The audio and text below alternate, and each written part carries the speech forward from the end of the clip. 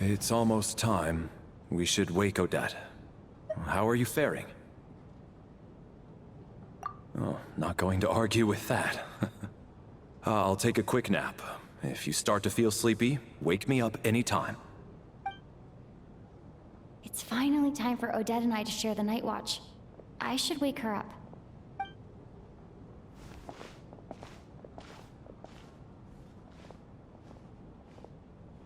I came here to get information from her in the first place. Maybe I should think about what questions I want to ask before she wakes up. How long are you gonna keep staring at me? Couldn't sleep. My mind's been running haywire. Plus, there's something I've been meaning to talk to you about. I had a hunch that you wanted a conversation too. Let's take this chance to clear the air, shall we?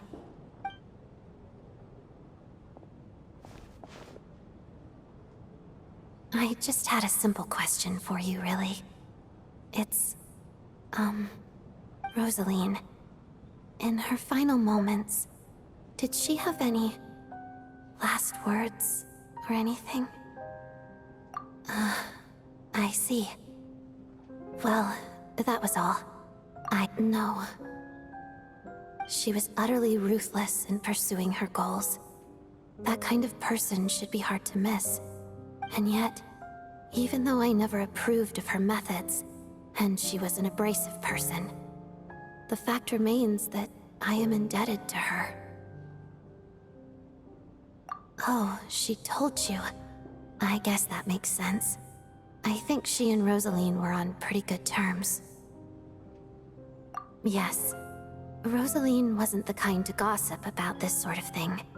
Not that it's any huge secret to me, though. When I was a child, I had to join the F2P for the sake of my mother and me. I trained under Rosaline. It was extremely grueling, and it didn't exactly come naturally to me.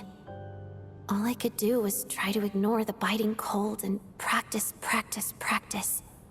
I was a newcomer who'd managed to make a good first impression on a Harbinger.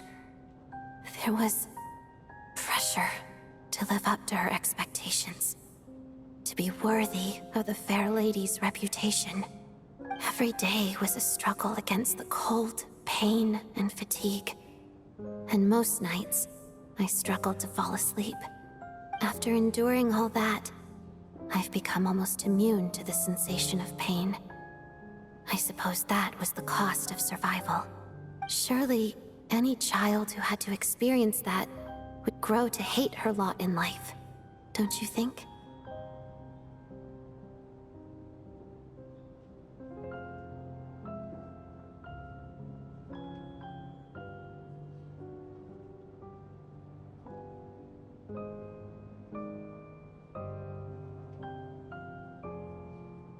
So, I put an equal amount of effort into my ballet.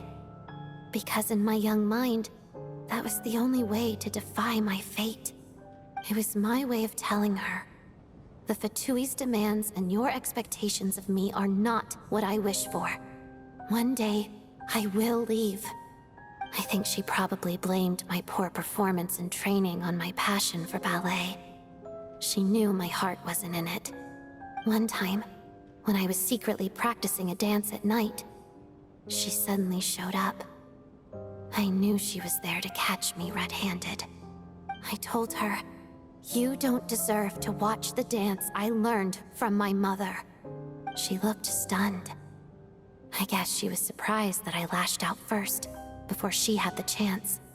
But strangely enough, on that occasion, she wasn't fierce with me like she was during training. Instead, she fell silent for a moment, and then left. After that, she never interfered with my dancing or asked me how it was going.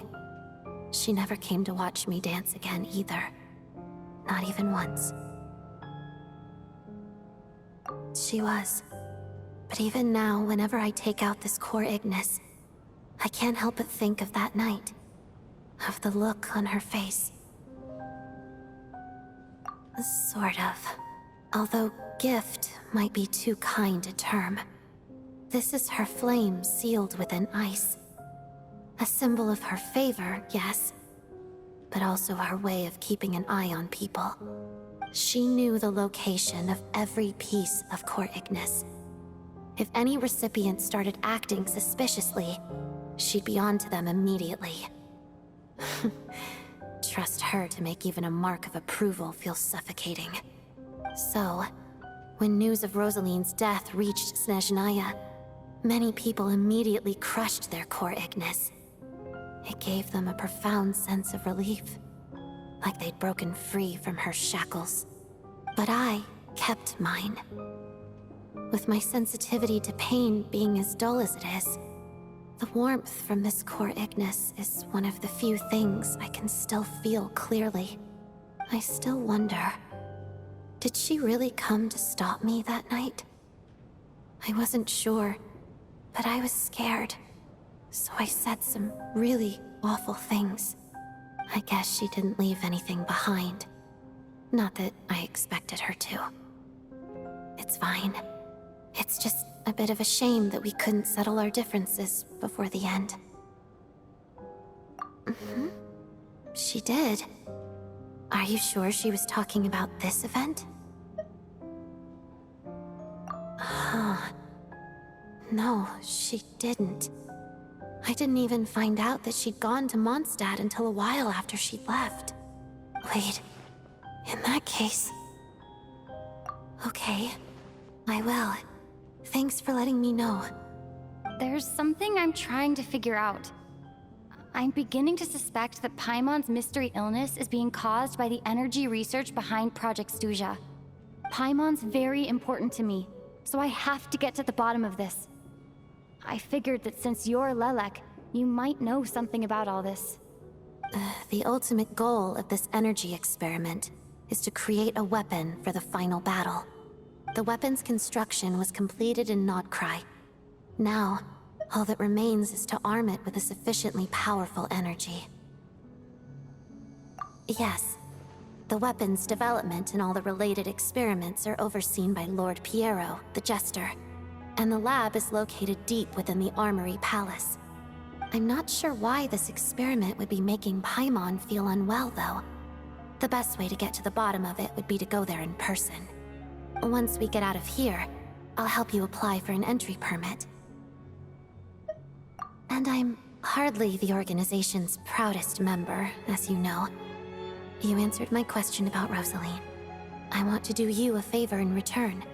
It's that simple.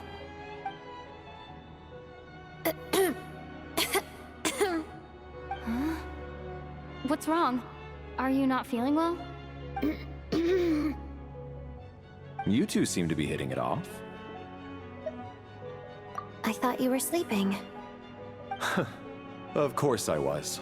In the military, one learns to fall asleep quickly, even in the most inhospitable environments. It's vital to staying alert and energized. Why? Is something wrong? Even if he was awake, he can't have overheard us, right? Well, thank you both for keeping watch. Traveler, I'll take over for now. It's your turn to get some sleep. Sure.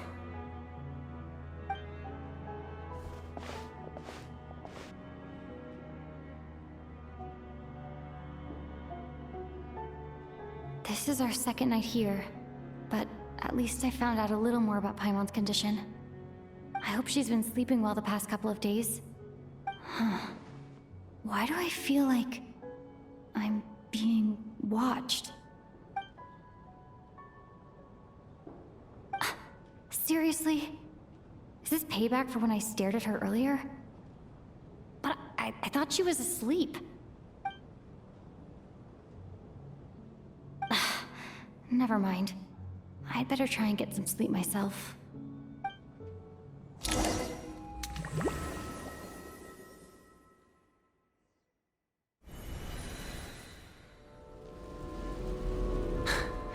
Hey, what are you spacing out for?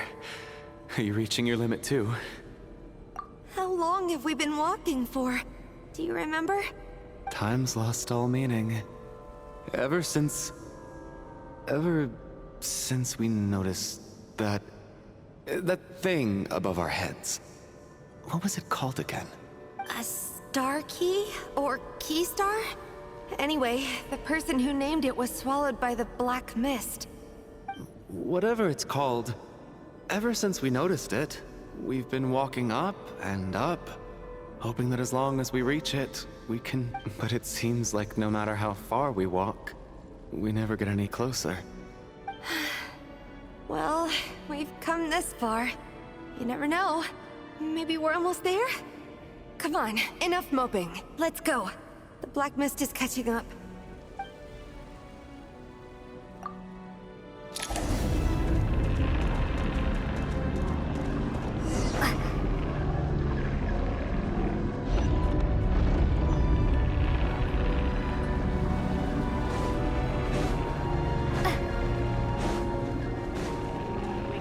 A straggler. Monsters! Watch out! Not again! I've lost count of how many times we run into them. Be careful. That's it!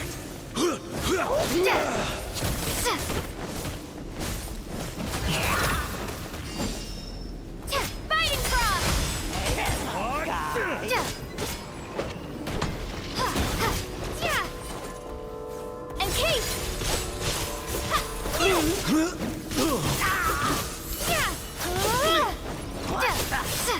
Shut up! Run faster.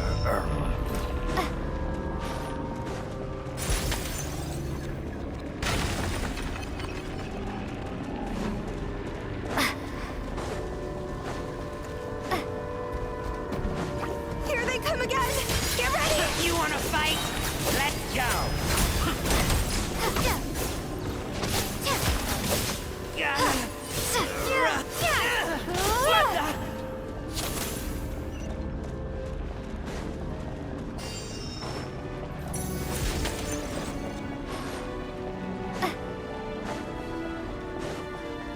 Monsters ahead of us, the black mist behind us. It feels like there's no escape. Fine.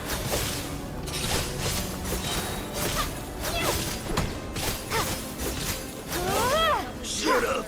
Run faster.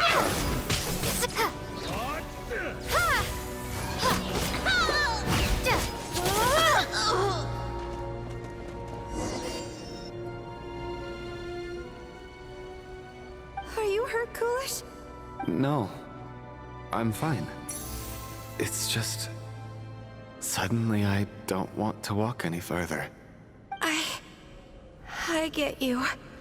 In fact, I reached my limit a long time ago. Sometimes it feels like there's hope where there shouldn't be. Yeah. The hope that the star gives us is the only thing keeping us going. But I'm not sure it's real at all. It may just be a collective illusion. Otherwise, why would it always be out of reach? We know you mean well, but you're only saying that to try and encourage us to keep going, aren't you? Thank you, friend. But enough is enough. Please don't give me any more false hope. Hope is poison in this place. You're going to continue, aren't you? I admire that. I've given up, but I wish you the best. May there come a day that you catch up to the star and leave this godforsaken place.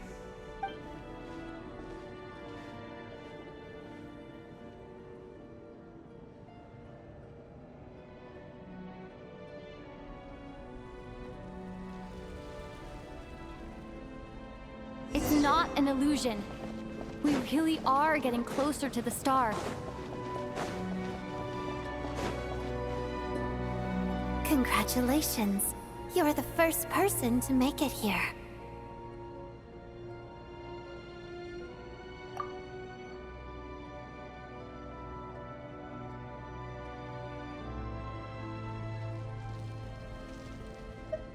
I'm the star's envoy.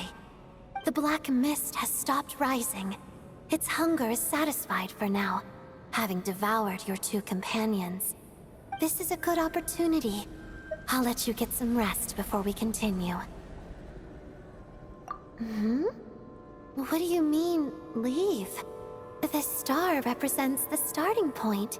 It's the waypoint for the beginning. Congratulations on reaching the starting point. Once you are ready, we will head out and walk upwards. I will be right by your side the whole way.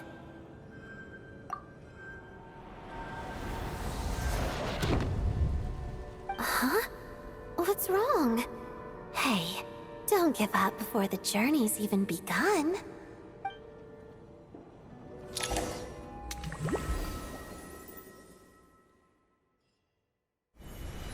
Rampana! Rampana! Is that Vodyanitsa's voice? What happened? Coolish! Wake up! Please wake up!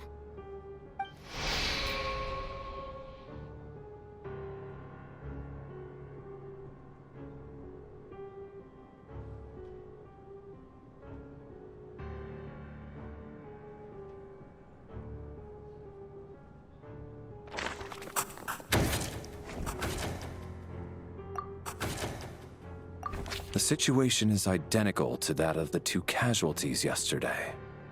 We cannot ascertain the cause of death. At least there are some elements that we can rule out this time. They slept on the stage with everyone else. So I suppose the surrounding environment can't be a relevant variable. Rampana. Coolish. Weren't some of us keeping watch last night? 3 of us, in fact. How could you not notice something was wrong? I'm as confused as you are. Certainly nothing unusual happened on my watch.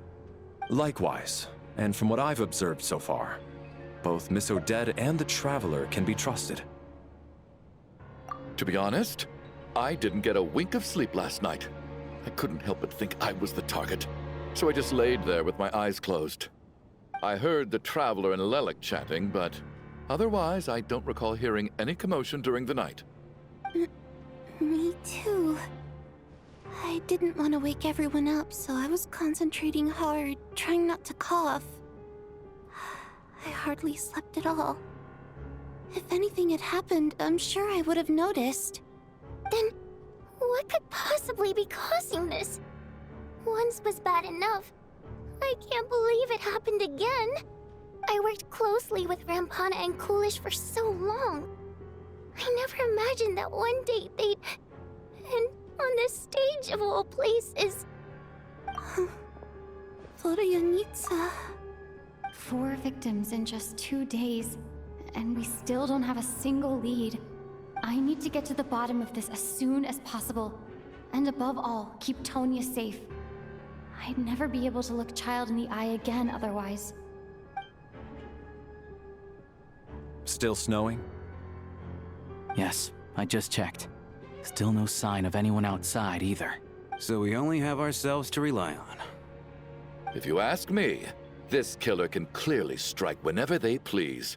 The Night Watch was a useless endeavor from the start. Lelik must be an expert in poisoning. Clearly she used some poison that can't be detected on the corpse.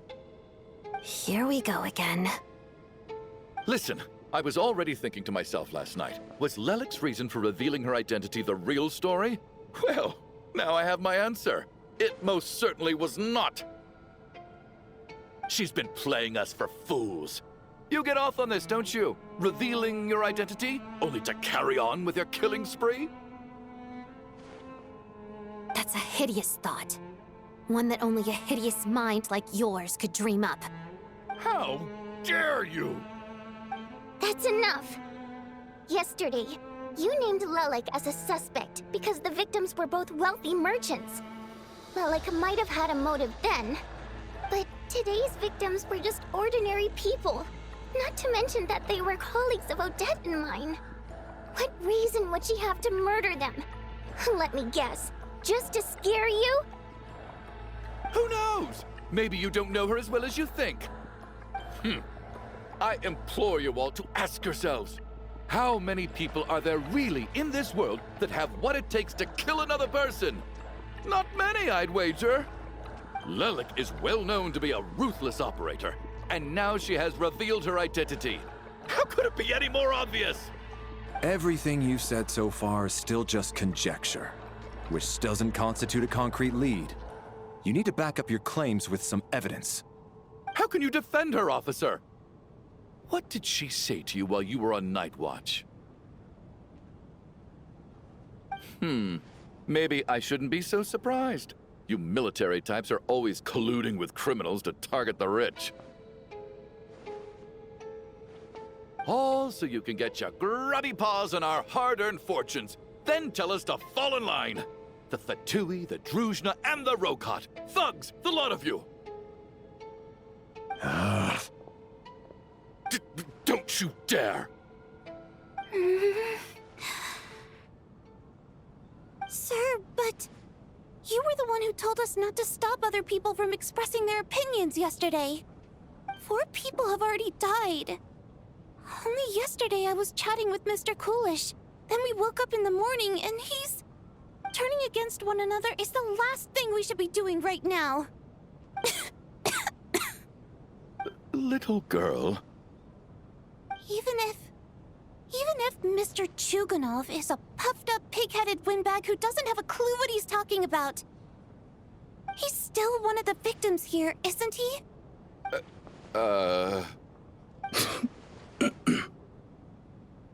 I had no intention of resorting to violence. But you're right, Miss Tonya. I ought not prevent him from speaking his mind. In any case, I believe Mr. Chuganov has calmed down a little now. We may resume our discussion. I don't think there's any need for that. What is there to discuss?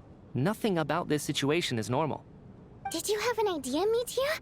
You're the brainiac here, right? Come on, clue us in. I've been mulling something over. All the leads we have so far concern things from outside the theater. Miss Odette's alter ego, the threats Mr. Chuganov received. But then there's the 2 double murder crime scenes themselves, which have given us absolutely nothing to go on whatsoever. That's highly unusual. Even with the most careful killers, there's always some evidence left behind. So what are you suggesting? I think this could be a supernatural event. It isn't characteristic of human-on-human homicide at all.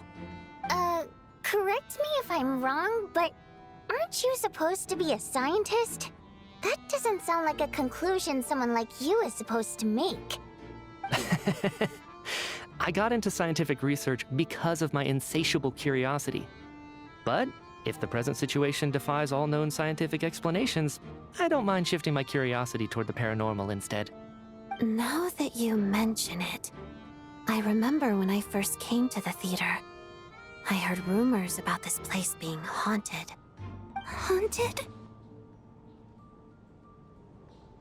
Yeah, I think I heard the same thing. But I mean, they're only rumors, right? We've worked here for years. Surely we would have noticed any spooky goings-on by now. Well, this has taken an unexpected turn. A haunted theater? If Paimon were here, she'd probably be hiding behind me in fear right now. Why don't we take this opportunity to look for clues again with a more open mind? Maybe a different perspective will help us see something different. Very well. Whether it's criminals or ghosts we're looking for, the same rules apply. Everyone needs to tread carefully. I'll move the bodies into the same room for now.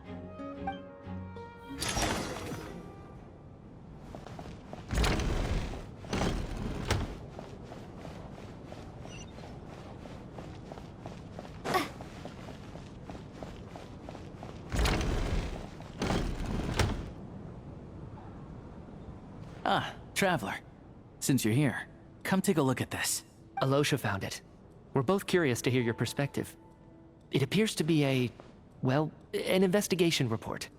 And the focus of the investigation was the rumors of haunting we heard about earlier.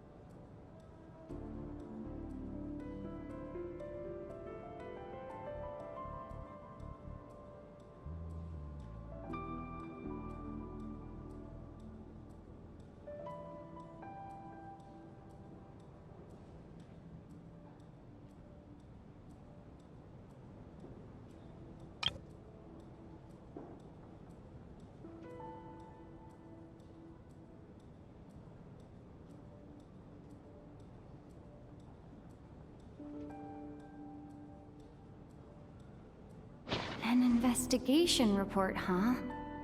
Looks quite old. Huh. This person's name looks to be of Sumeru origin to me.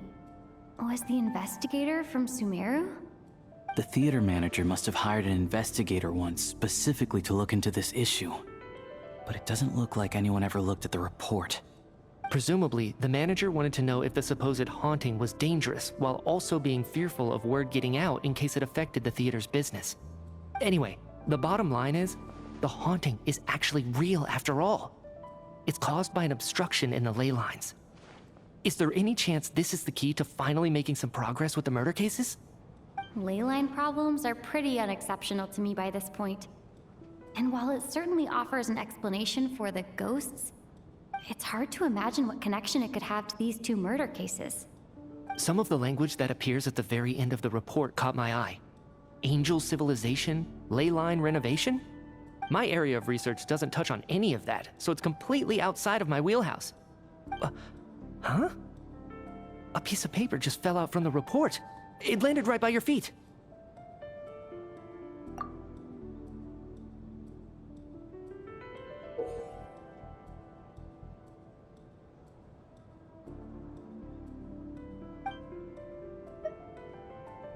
How unnerving. It was tucked inside the report, so it must be a note left by the author. Death is near. Is that supposed to be what's going on here? With us in the theater? But if so, how did the author foresee it?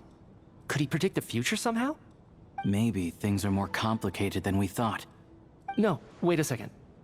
If we take the report and the note at face value, they completely contradict one another. The report definitively concludes that the hauntings in the theater are harmless and cannot affect the real world. But the note seems to be warning of potential danger. The question is, what exactly does the note mean by death?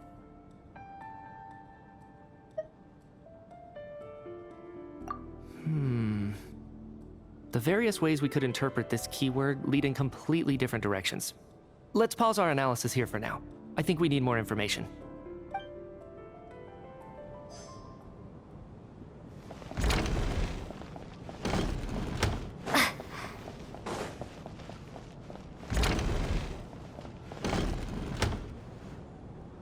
Valeri, come take a look at this.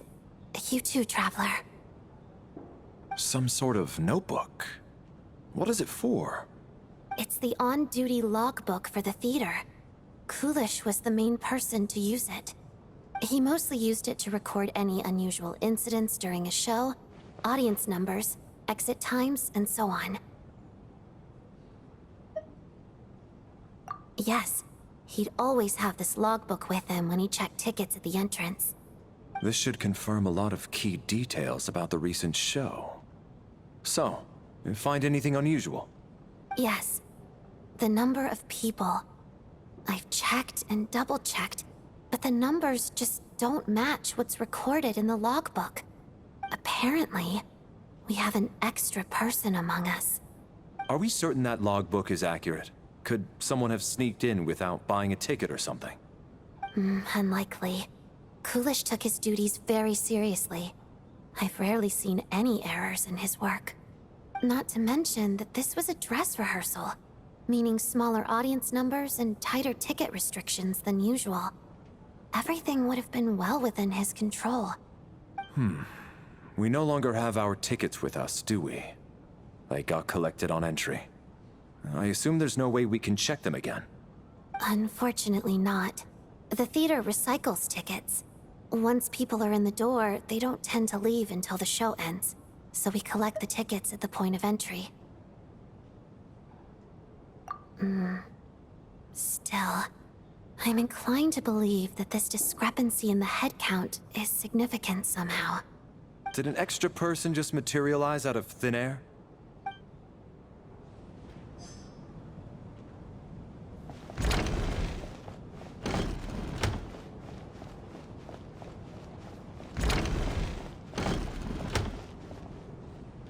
Tonya? Did you find anything? Not yet. Still looking. So... Are we supposed to be looking for something paranormal? I think I'd prefer teaming up with you than looking around on my own. This looks like somebody's notebook. Shall we read it together?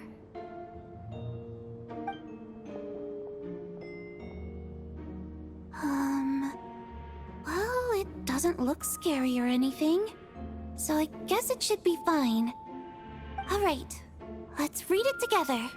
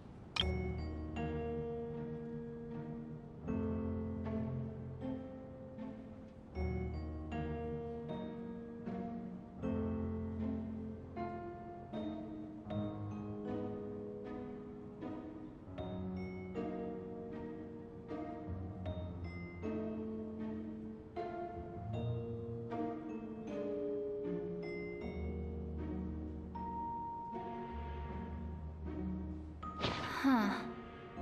This has to be Vodyanitsa's writing, surely. Maybe it's a little rude for us to peek at this. I feel like I just read someone's secret diary by accident. It sounds like she's writing this for her parents, right? I don't understand. Why put this stuff in a notebook instead of mailing it in a letter? Because her water imp parents belonged to the aristocracy, who were driven out of Snezhnaya by the Tsaritsa long ago. And now they live somewhere new, where the postman can't get to. We're sorry. It's fine. My fault for not storing it properly. I can't leave things lying around and expect them to get ignored when everyone's scouring the place for clues. Alright, give me my notebook back. I'll take over the investigation in this room.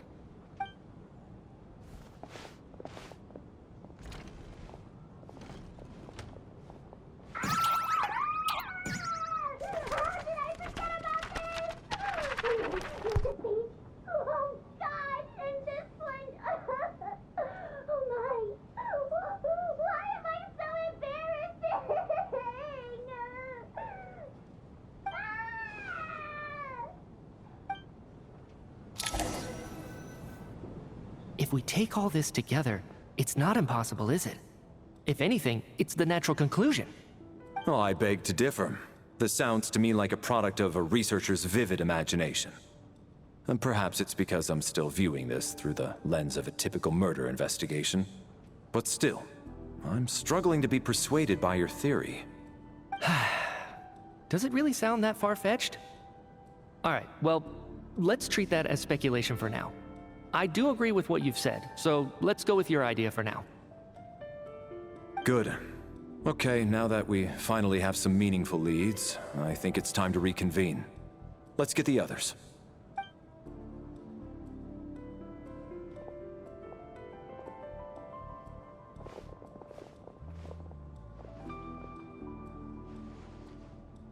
So, that's about everything we've discovered so far. I'll share my theory first. Based on what we've learned from the logbook, I believe the extra person among us is most likely the killer. If the killer had simply bought a ticket, it would have greatly increased the risk of their identity being exposed. I expect he or she either hid in the theater ahead of time, or found a way to slip past the ticket inspection. They then blended in with the group and waited for an opportunity to strike. What about the note found in the investigation report? Any thoughts on how that fits in? The killer may have simply planted it there as some sort of sick joke. I've seen my fair share of psychopathic killers. They love playing cryptic mind games.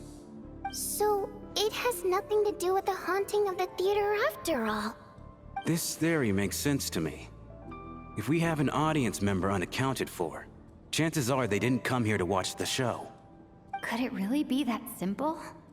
So, in other words, all we have to do is find out who got in here without a ticket, and all our problems will be solved? Then let me make one thing clear. All the theater staff should be well aware that I came here for the rehearsal legitimately, yes? There's no way I'm the one who didn't have a ticket. It's true. I hear you used every trick in the book to get a hold of that ticket, too. Everything short of throwing a temper tantrum and rolling around on the floor at the entrance. I most certainly did not degrade myself in such a way. Probably a stupid question, but I might as well ask. Did anyone here get in without having their ticket checked? Guess it was naive of me to expect them to just admit to it. Especially after the unprompted Lelik reveal. Once was already a miracle. Twice would be unfathomable.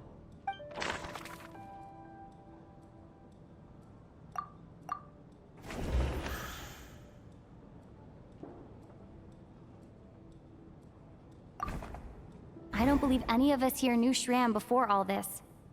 If no one can verify Shram's identity... Mr. Shram, did you really go through the ticket inspection to get in here? Huh? Me? Why am I being singled out, my friend? Do I seem that suspicious? It's not that you stand out as suspicious, more that everyone else has been ruled out as trustworthy. Okay. Well, we spent the best part of 2 days together now, so I'm sure you can all tell what kind of person I am. I'm a true gentleman. I never dream of doing something like sneaking to the theater without a ticket. Yeah, I have no doubt that you're a good person. But the problem is, none of us here actually know you, so no one can say for sure that you are who you claim to be. Although, actually, what was it you said last night? Yeah, you're friends with that water imp, which is why you understand our primary mode of expression. Last time I checked, there were barely any of us remaining in Snezhnaya, since most of the water imps left. Could you tell me a little bit more about your friend? There's a good chance I actually know her. And I suppose it's also kind of a way for everyone else to get to know you a little better.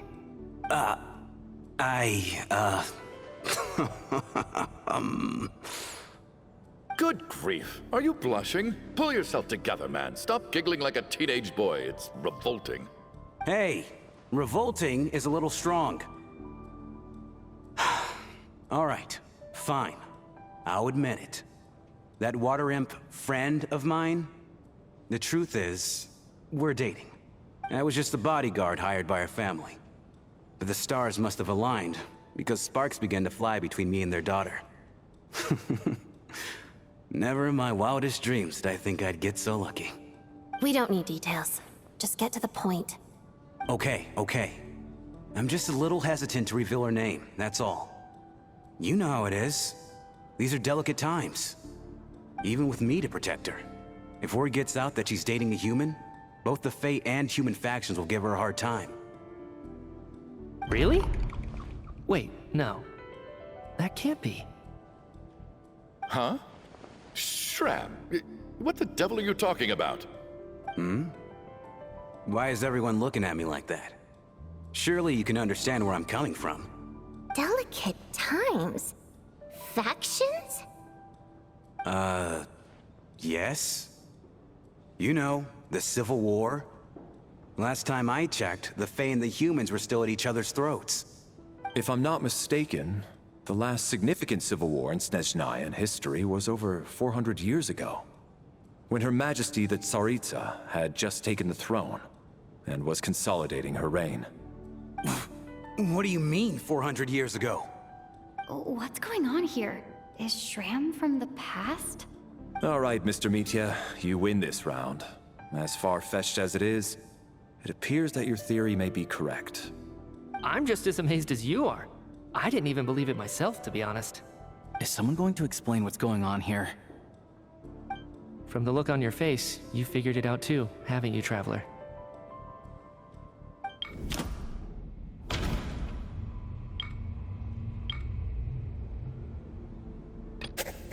That seems to be the case. Shram's the extra person, but there's no way of learning his identity from this clue.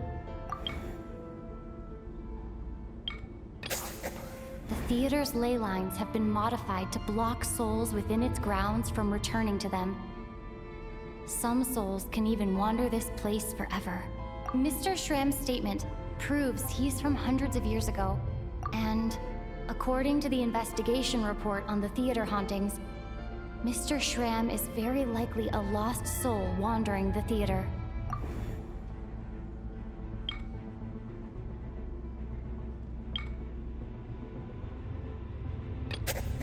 I don't think I'm that redundant.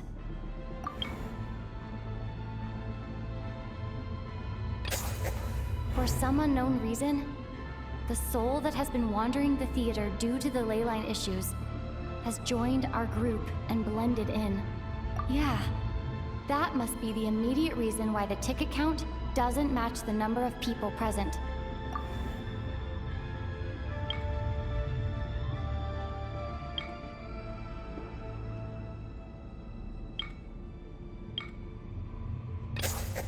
The contents of the investigation report have been verified. There are indeed ley line issues and wandering souls in the theater. Death likely symbolizes the deceased. Mr. Shram, for instance. Death is near. Huh. That must mean that there's a dead person in our midst. That's the truth, isn't it?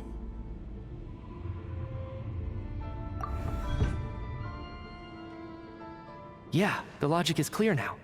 The investigation report said that there would be souls stuck wandering around the theater because the ley lines were cut off. Mr. Shram must be one such soul who died in the theater a long time ago. In which case, that also makes him our extra person. So when the note said death is near, it must have been referring to death as in the deceased, people who died a long time ago. Someone who died a long time ago. In short, there's a dead person among us. The extra person we've been searching for is a ghost from the past.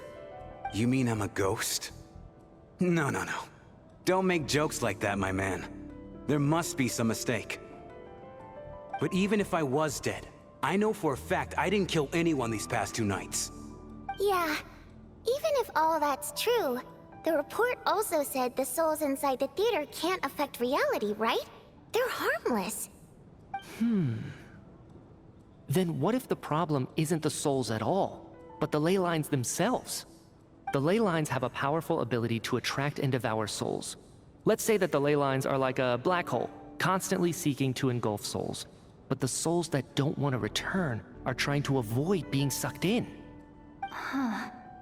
Why does this analogy sound so familiar? What happens when the black hole can't achieve its goal? I'm only speculating here, but what if it ended up swallowing innocent souls by mistake, or intentionally taking other souls to compensate? That could explain why we weren't able to determine a cause of death. If you're right, and their souls were devoured by the ley lines, it does make some sense. It does seem to explain a lot of the things we couldn't make sense of. Does that mean it's true? Except there's no concrete evidence. Mitya is relying on a lot of logical leaps. Still, it seems like the best explanation we have under the circumstances. All right, so how could Shram not know that he's dead? Seems a little unlikely that he hasn't noticed anything unusual even after several days interacting with us. On the contrary, it's perfectly normal for a soul to wander the theater for centuries without questioning their existence or reason for being there. It's simply what's natural for them.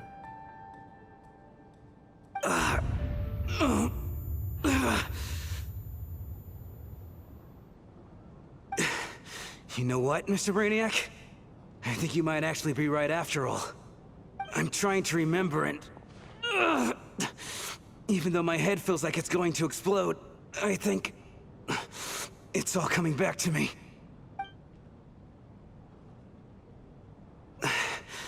I was the one who didn't want to remember my own death. So I forced myself to forget. Well, I'm sure those are painful memories. My lady and I snuck out to go on a date one day. We bought tickets for the theater. It wasn't really my thing, but I was just happy to be together. All of a sudden, a group of people burst into the theater, shouting for all the water imps to get out, performers and audience members included. It was clear the conflict between humans and Fae had reached a boiling point. This time, the extremists were even coming after the water imps who had nothing to do with the war. I thought I could pull one over on them, so I took off my jacket, draped it over my lady, and tried to sneak out amid the chaos. But I got caught. They started shouting, calling me a traitor to humanity. But I was going to do whatever it took to buy our chance to escape, no matter how many people stood in my way. I had to, both as their bodyguard and out of love. It's all right, friend. You can stop there if you want. You don't need to dig all that up again. It's just... Even now, I'm still struggling to accept the truth. How could I be dead? I'm sorry, everyone. If I'd known I was a dead man walking, I wouldn't have dragged you down with me. If I'm the cause of all this death, then punish me however you see fit.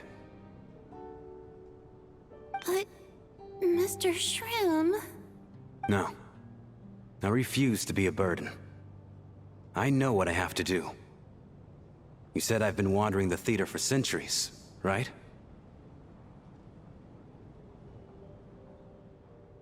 I guess it's high time I got a breath of fresh air. Out there, I mean. I'll leave this place, and take all this death with me. Go out on my own terms. Mr. Shram, I'm sure we can figure out a different course of action. My good sir, we both know I'm not supposed to be here. I should have accepted my death long ago. One way or another, this has to end. Unless you're saying this goes against another one of your military principles somehow. No, I'm speaking on a personal level this time. Let it go, man. Oh, wait. One last thing. Miss Water Imp. My lover. Her name was Litia. Litia Ozarova. Do you know what happened to her?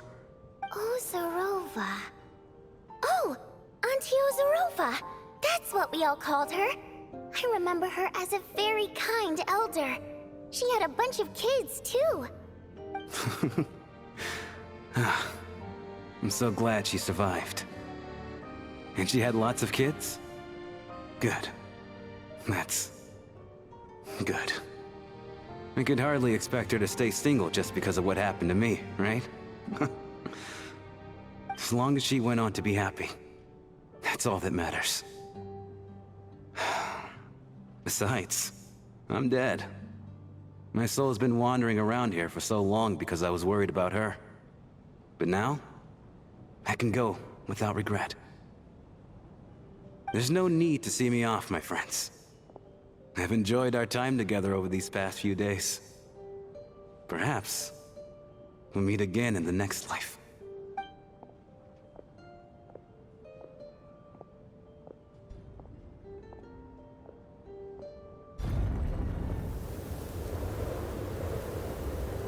Take care, my man. I knew Mr. Shroom was already dead, but... I still feel so sad. Death is cruel, no matter how we might try to make sense of it. So, was the conflict between Fae and humans really that bad back then? I was only little, so I don't remember much. It's terrible to think that so many innocent people had their lives turned upside down. Even the historical records about that time period don't say much about it. All people know is that the Tsaritsa founded the Fatui, drove out most of the Fae aristocracy without explanation, then used her terrifying power to suppress the humans. It seems to me like the Tsaritsa chose to make herself the enemy. She downplayed the conflict, directing whatever animosity both sides had for each other at herself instead. That's also why, despite how brutal the conflict was at the time, there hasn't been much lingering tension between humans and Fae since. Things have been fairly harmonious for the past few centuries. So, the Tsaritsa banished the Fae to protect the Fae living in the city? She offered herself up to be hated in exchange for peace. Maybe it's not quite as bad as it sounds. I don't think Her Majesty is too concerned if mortals hate her or not. And besides, there are very few who truly do. All this time, I had no idea. All right. If Mitia's theory is correct, then I think we can consider this matter settled. Let's all take a break.